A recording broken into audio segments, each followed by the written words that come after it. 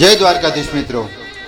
ભગવાન શ્રી કૃષ્ણ કહે છે કે આ કથા જે કોઈ સાંભળશે અથવા બીજા કોઈને સંભળાવશે તેને 84 લાખ યોનિમાંથી મુક્તિ મળી જશે.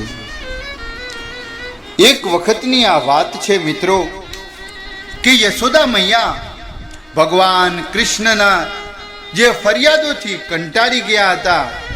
ગોપીઓ બધી ભગવાન કૃષ્ણની ફરિયાદો કરતી અને એ ફરિયાદોથી કંટાળી ગયા હતા અને લાકડી લઈ અને ભગવાન કૃષ્ણની તરફ દોડ્યા.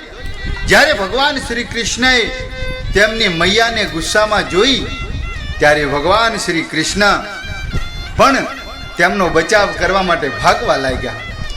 ભાગતા ભાગતા ભગવાન શ્રી કૃષ્ણ એક કુંભાર માટલા ઘડતો હતો એની પાસે આવી અને કુંભારને કહ્યું, ભાઈ મને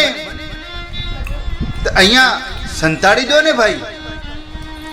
કુંભાર ભાઈ માટલા ઘડવામાં વ્યસ્ત હતા. એમનો આ ચાકરો ચક્કર ચક્કર ચક્કર ચક્કર ગોળ ગોળ ફરતો હતો. પરંતુ જેવા કુંભારે ભગવાન શ્રી કૃષ્ણને જોયા તો તે તો રાજી રાજી થઈ ગયો.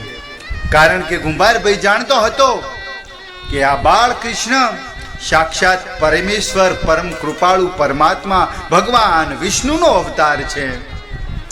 જ્યારે ભગવાન શ્રી કૃષ્ણએ કુંભારને કહ્યું કે ભાઈ કુંભાર, આજે મારી મૈયા મારી ઉપર ગુસ્સે થઈ ગયા છે અને મૈયા લાકડી લઈને મારી પાછળ મને મારવા આવી રહ્યા છે.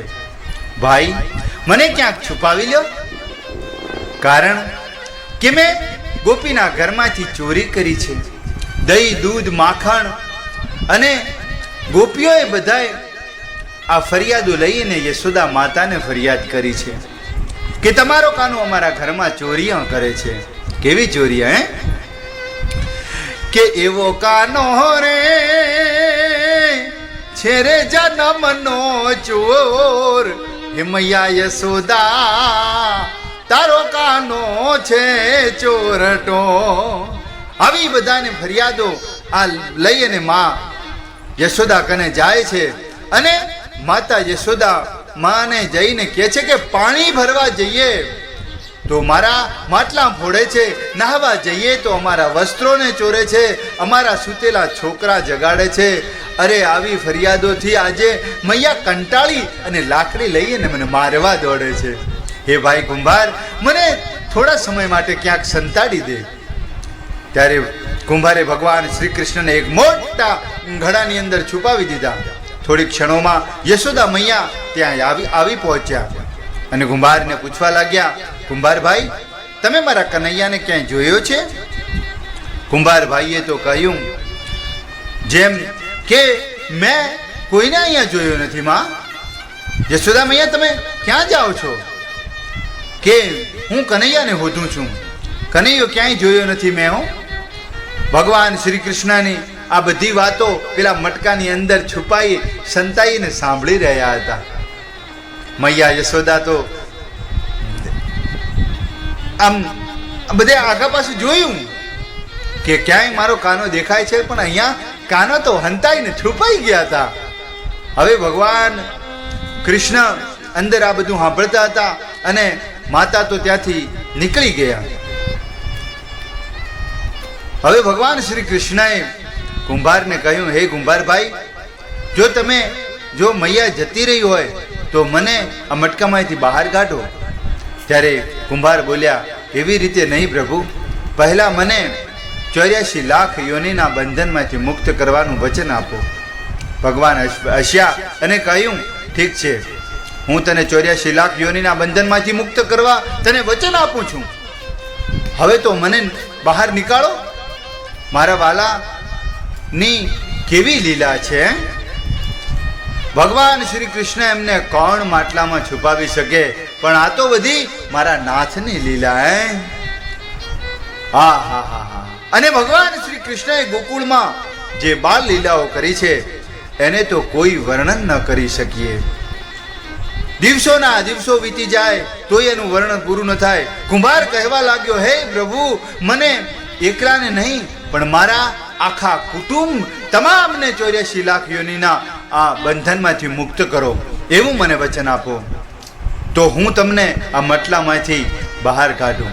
ભગવાન શ્રી કૃષ્ણએ મરક મરક હસી અને કહ્યું, ચાલ ઠીક છે, તારા આખા કુટુંબને 84 લાખ યોનિના બંધનમાંથી હું મુક્ત કરું છું એવું તને વચન આપું છું.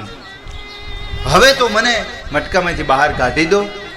ત્યારે કુંભારભાઈ બે હાથ જોડીને કહે, બસ મારા વાલા પ્રભુજી, એક વિનંતી બીજી છે, તે પણ પૂરી કરવા વચન આપી દો તો હું તમને બહાર કાઢીશ.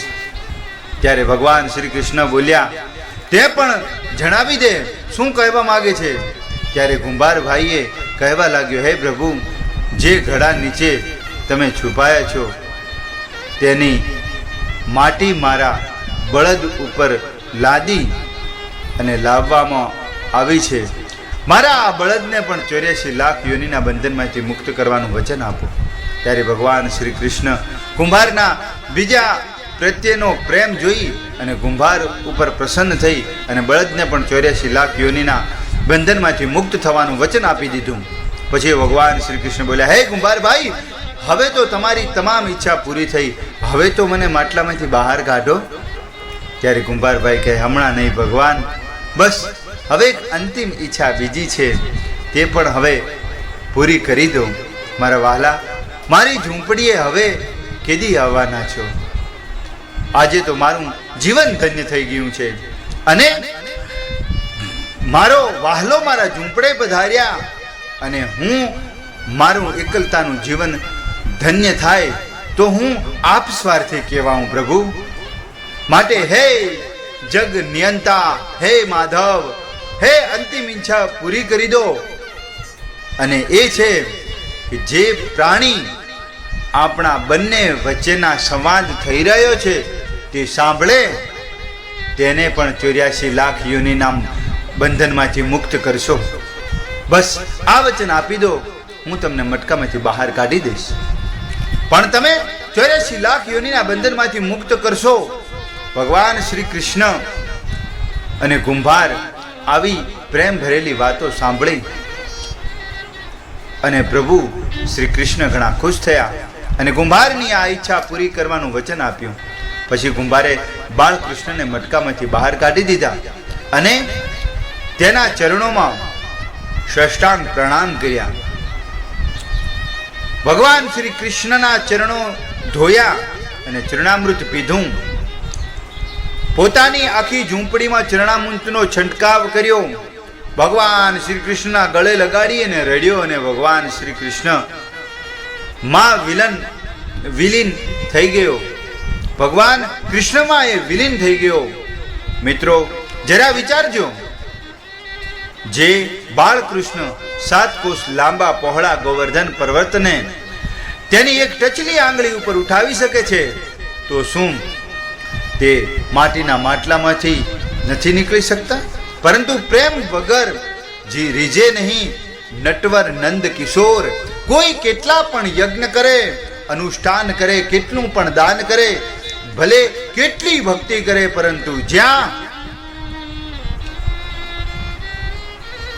ભગવાન કૃષ્ણ રીજે અને જ્યાં પ્રેમ હોય ત્યાં જ રીજે. મનુષ્ય ગમે એટલું ભગવાનને ગમે એ કાલાવાલા કરે, પણ ભગવાન પોતે રીજે ક્યારે? કે જ્યારે પોતાના ભક્ત ના મનની અંદર પરોપકાર ભાળે, એનો ભાવ ભાળે, એના મનની સ્થિતિ જાણે, ત્યારે મારો ભગવાન રીજે છે. તો મિત્રો આ વાર્તા હતી. આ વાર્તા જે કોઈ સાંભળે એના 84 લાખ યોની ના બંધનમાંથી મુક્ત થાય છે. તો મિત્રો આ વાર્તા દરેકે સાંભળવી, તમારા મિત્રને પણ શેર કરવી અને હા, ગમે તો એક લાઈક જરૂરથી કરજો. અને અમારી ચેનલમાં જો નવા આવ્યા હો તો સબસ્ક્રાઇબ જરૂરથી કરી લેજો મિત્રો. તો ચલો ફરીથી મળીશું નેક્સ્ટ વિડીયોની અંદર. ત્યાં સુધી આપ બધાને જય જય જય જય જય દ્વારિકાધીશ.